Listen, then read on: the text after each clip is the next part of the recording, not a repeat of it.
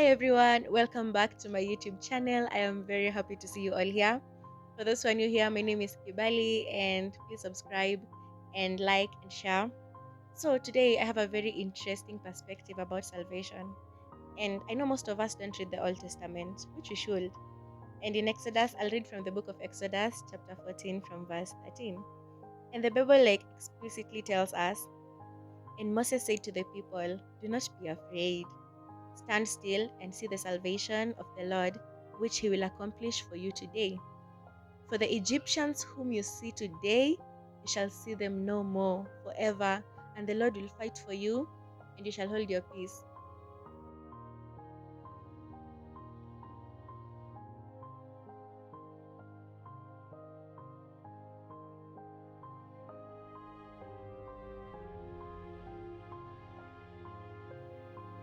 Do you guys relate to it? Like, are you getting me? Are you getting the gist of it? The Egyptians that you see today, you shall see them no more. And this is just God trying to prove to these people that I am who I am. I am the God of Abraham, Jacob, Isaac. I am the God of your forefathers. Because let me tell you, the Egyptians had been like gods to these people, to the Israelites.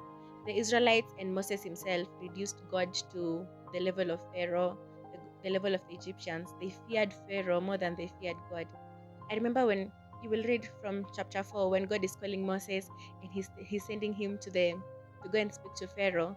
There's a time like Moses is telling God, if the Israelites themselves don't wanna hear me, do you think Pharaoh will listen to me? And I think that pricked God a little, and God felt like Moses had forgotten who he is. I am who I am, the God of Abraham, so powerful. And God is just proving to the Israelites he's the same God of Abraham, Isaac, and Jacob, like the all powerful God.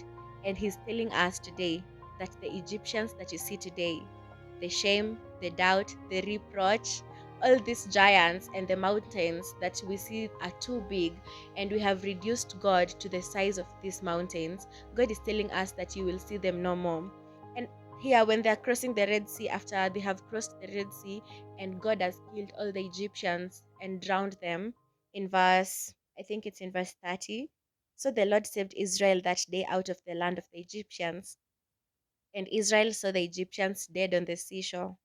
Thus Israel saw the great work which the Lord had done in Egypt. So the people feared the Lord and believed the God and his servant Moses. It took the Egyptians drowning in the Red Sea for the Israelites to acknowledge the mighty hand of God. And I'm just here to encourage you today that God is very powerful. Do not reduce God to the size of Pharaoh or the circumstances that you're facing in your life right now.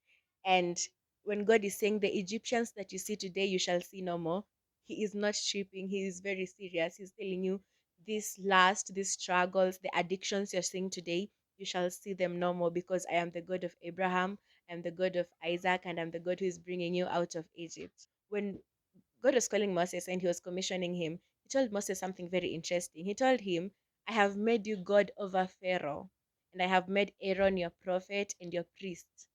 Like, God has made you God over that situation, over that circumstance. All we need is faith to speak into these mountains and to speak into these situations, because we are more than conquerors through him who first loved us. And I would just like to leave you here with something like a mantra from Romans chapter 8, from verse 37. And the Bible is saying that after all these things, we know that we are more than conquerors through him who loved us first. So that will be it for today. And even as you go on, I want you to reflect on the mountains, on the pharaohs, on the Egyptians, that you have reduced them to the level of God, and you think God is not powerful enough to do it. I'm here to tell you that God is powerful enough to turn that situation around. You got to trust Him. Don't wait for Moses, just trust Him and surrender everything to Him. And that will be all. Shalom.